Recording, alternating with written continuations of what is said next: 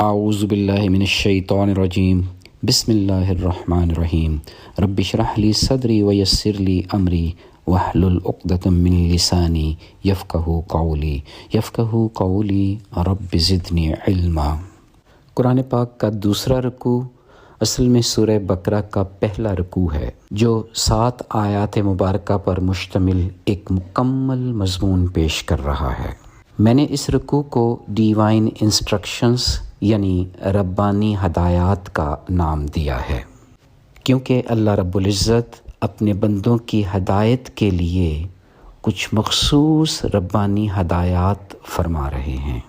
رکوع کا آغاز حروف مقطعات سے ہوتا ہے، الف لام میم۔ بعض مفسرین اس کی توجیہ یہ پیش کرتے ہیں کہ الف سے مراد اللہ ہے، لام سے مراد جبرائیل امین ہیں، جبکہ میم سے مراد محمد مصطفیٰ صلی اللہ علیہ وآلہ وسلم ہیں۔ یوں الف لام میم جیسے حروف مقطعات یہ تمثیل پیش کر رہے ہیں کہ اللہ کی وحی جبرائیل کے ذریعے اللہ کے پیغمبر محمد مصطفیٰ صلی اللہ علیہ وآلہ وسلم تک پہنچی۔ اس وحی میں اللہ رب العزت واضح فرما رہے ہیں کہ اس کتاب میں کسی قسم کا کوئی شک نہیں ہے۔ دبے لفظوں میں اس تصور کا اظہار ہو رہا ہے کہ اس میں کوئی شک شبہ رکھا بھی نہ جائے، بلکہ یہ کتاب تو متقین یعنی اللہ سے ٹوٹ کر محبت کرنے والے پرہیزگاروں کے لیے ہدایت کا سرچشمہ ہے۔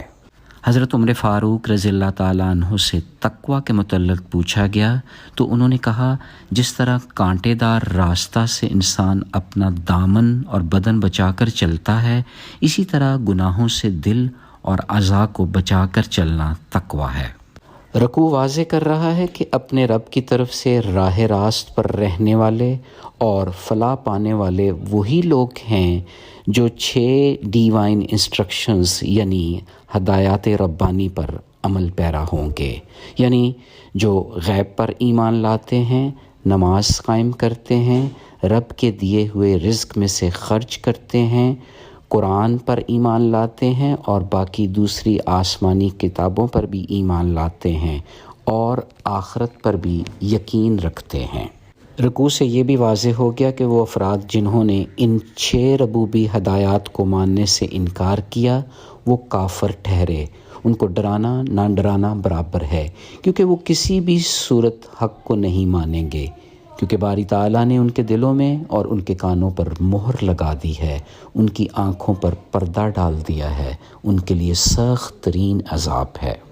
دعا ہے کہ اللہ تعالیٰ ہمیں تقویٰ کی راہ میں سرخرو کرے، ربانی ہدایات پر عمل پیرا ہونے کی توفیق عطا فرمائے، آمین یا رب العالمین۔ سبحان ربک رب العزت عما یصفون وسلام علی المرسلین والحمد للہ رب العالمین۔